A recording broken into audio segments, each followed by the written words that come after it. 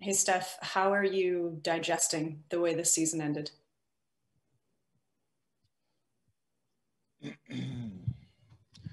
I have no idea. This is very unfamiliar territory, obviously, with the plan, and I was not, this being the end of the season. Excuse me. Uh, Very tough way to end it with these last two games coming down to the wire, and us giving it everything we had in the tank.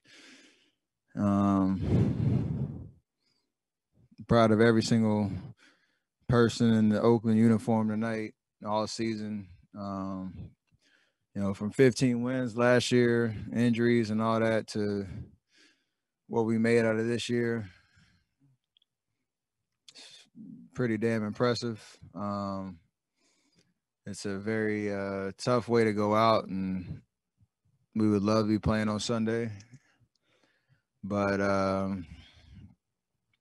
you can't lose sight of the big picture in terms of where people had us at the beginning of the season, what we were dealt with injuries and youth and inexperience lineup changes all year. And, we're 2 fourth quarters away from being a 7 or 8 seed. So it's weird all the way around, but we had a good little session in the locker room after the game where everybody's, sick to their stomach, disappointed and frustrated that this is the end. This is how you're going out. But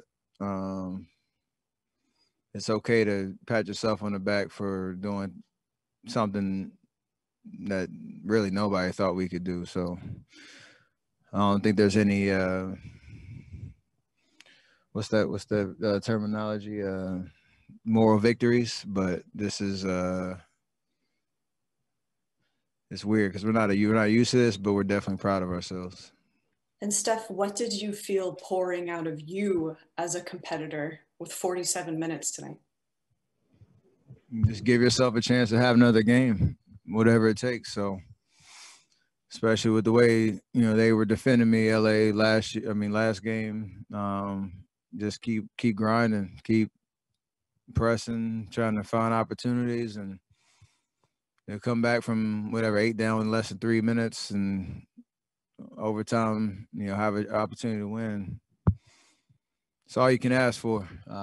Not gonna sit here and say I'm happy by any stretch because you want to get the win, but it was an amazing experience.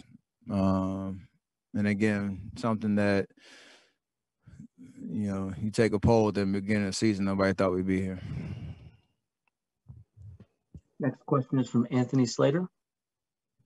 Yeah, Steph, I know the loss is obviously fresh, but as you look towards the offseason, I don't know if we're going to get a chance to talk to you in the coming days. What changes do you think kind of need to be made moving forward, and what path do you want this franchise to take heading into next season? I have no idea. I'm sure Raymond Ritter will get me some time to process what just happened and talk to you guys in depth about the future. But I got nothing on that right now. Wes Goldberg, Bay Area News Group. Steph, for the last several weeks, you've been talking about making this season mean something. Now that it's over, do you feel like it has? Yes and no. I would love a playoff experience and 7-game series and see how we respond to that challenge. But we got 2, I call it 3 playoff games. The last game of the season and these last 2 play-in situations.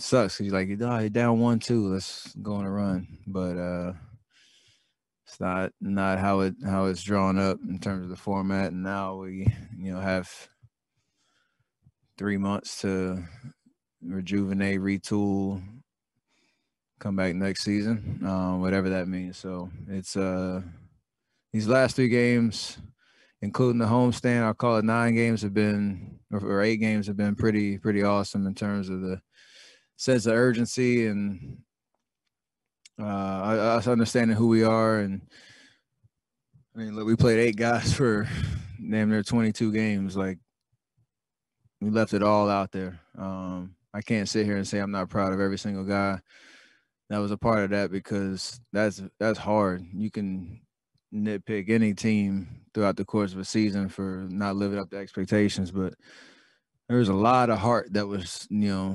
shown down the stretch to even give ourselves this opportunity. So, 39 and 33, 2 playing games to try to get in, didn't go in our way. So, have to process that, but super proud of everybody. Marcus Thompson. Steph, you at the end of the game saw, the same 2 or 3 defenders. Can you talk about like what that was like all year, seeing a full season of the concentrated defense, and maybe how that impacted your season? Kept me sharp because I played well. Every game, knowing that you're gonna get thrown the kitchen sink at you, it's fun. It's exhausting, but it's fun. There's a challenge every night of how you're gonna get yours while also, open up space for other guys, finding our rhythm offensively, and I don't think I've put together a run like that with that much attention in my career. So it was a really rewarding experience. And like I've talked about before, it all comes back to the work that you put in the off season. So the great ones figure out a way to adapt and understand what the challenge is and not complain about it, not make excuses, but just go out and hoop. And that's what I really locked in on, all season, but especially since the All-Star break. And there's some joy and fun in that, because the conversation is how they're going to stop you, and you found ways to keep that question unanswered. So I appreciate that challenge, even at this point in my career, knowing everything that I've been through, this whole team's been through. So take some time off and get right back to the work, this summer. Can you win that way? Can this team win at the level you expect that way? With you seeing those type of defenses? I hope so. I mean, obviously, that should work into your favor if they want to defend, like that over the course of a season, especially in the playoffs. I wish we'd had the opportunity to show that in the series, but if I'm in the position that I'm playing the way I did all year this year, it might not look the same numbers-wise, but that aggressiveness and that attention, of course we can win that way, with the right roster. So we'll address that in the offseason. Next question is from Nick Friedel, ESPN.com.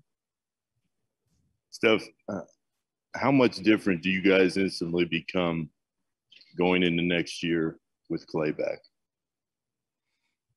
He's a part of our DNA, and he is a huge part in our championship DNA and what we're about. So, I mean, you saw him tonight. He was chirping and up on the sidelines, knowing he misses that environment. So I know, again, he's going to do everything in his power to get back to 100%, knowing what he's been through the last 2 years. There's a lot of support around him to help him get there, but whatever version of him comes back is definitely a boost. And we'll patiently wait for what that looks like. And real quickly, in case we don't get to see you for a little bit, is there any final decision right now on the Olympics? Not yet. Obviously, everything was geared towards extending the season as far as possible. And honestly, I know there's a lot of conversation and chatter about what the logistics and the setup is and all that type of stuff. I don't know what that looks like from Team USA, so I'm trying to gather as much information and make the right decision for me at the end of the day. Does the end of this season change that at all? No. is still kind of a quick turnaround, no matter how you look at it. Considering we've been grinding every day, every other day for the last 5 months, 6 months almost, since November. Next question is from Logan Murdoch, The Ringer. Steph, for the last 2 years, you guys have been, kicking the can down the road and saying, oh, well, next year we're going to be back. Next year we're looking to be back. Does it give you any solace that you will have a lot of pieces back next year, and next year will probably be, or what you want it to be, the year that you guys probably return? You can start talking like that now based on how the outcome is tonight, but you never cheat a year or cheat a season by saying or focusing on anything but the moment. So I get that there's the 30,000-foot view of who we are as a team and what we're used to in terms of firepower and that consensus that we're who we say we are going into a season and how people view us inside the league, media, whatever. Those conversations are going to pick up now, but there's a lot of uncertainty and decisions that need to go into the summer for sure. Let's keep it real about how we become that team again, and we'll figure those things out as we go. But right now it's still fresh, this journey we've been on since November, and the guys that I've been able to suit up with, there's been a lot of growth and development. And again, from 15 wins to where we are now, it's not what we're used to, but it's a step in the right direction in terms of getting back there. Next question is from Janie McCauley, Associated Press. Hi, Steph. Did it feel like every time you guys got in a rhythm or hit a big shot that they had an answer, Morant or somebody else came up with a big play? And even despite that, I mean, to see what Jordan was able to do in the closing seconds, passing the ball and shooting, what did that mean to you? And to see the contributions from Juan down the stretch too, and the new contract, I mean, how special were those things? I mean, everything was special about this year. Again, because you're always a prisoner of the moment, but your expectations kind of change and shift from time to time throughout the season. I clearly remember somebody picked us like 14th in the West, coming in preseason polls or whatever the case was, after Clay got hurt. And it's like, we all know that. And you go through the season, you got Wides, you got KO, new guys, you got some young guys trying to make it an opportunity throughout the season. JP, Juan, like you said, have taken tremendous strides throughout the year. We've had some injuries. D-League goes out with COVID. We're down to 8 guys for the last, almost quarter of the season. And we find a way to give ourselves an opportunity to talk about playoffs, be about the playoffs, and have a shot to get in there. And, when it doesn't happen, obviously it's frustrating, but we're like I said, I'm proud of everybody that was a part of what we accomplished this year. And you can talk about individual stuff. You can talk about the collection of guys that were out there this year. I mean, this last little stretch and what we didn't have, what we lacked, but we did have a lot of heart. And, the 2 guys that you mentioned exemplify that to the fullest, and just didn't go our way. I don't know how many different ways to say it, but it was a special year, all things considered. And a new experience for me, Draymond Loon. Tried to make the most of it, come back, bottle this up, everybody make the right strides, take advantage of the summer, and don't want to see us next year. And last question for Steph tonight is from Monty Poole, NBC Sports. Steph, and I asked Steve about this. Obviously, turnovers hurt you guys the last couple of games, and he said that fatigue may have been a factor. What do you think were the factors? Is fatigue a factor here, you think? Because you guys rode pretty hard with that 8-man roster. Yeah, we did. I think that's coach talk. I never talk about fatigue as a player, but a lot of it was knowing how defense is regarding us and trying to, make the right play. And sometimes you kind of force things or play too fast because you don't want to get, for me, don't want to get in the crowd. And, we played the number one defensive league in LA and, a really solid defense in Memphis. And, there were some pivotal, turnovers that bit us a little bit, but I think the intentions were right. And we were trying to, make the right play. And sometimes it doesn't go your way. So, that is something to nitpick for sure. It's a part of the game that you have to have solid possessions and get solid shots. But I loved our aggressiveness and our, intentions. And a couple of those plays go our way. We connect on some of those passes or whatever the case is, sure up some of those handles. We keep a little bit of momentum or we gain some momentum, but it didn't go our way. So that's something that, as players, we definitely hold ourselves to a high standard and understand, in games that matter, you do have to be solid with the ball. Didn't go our way.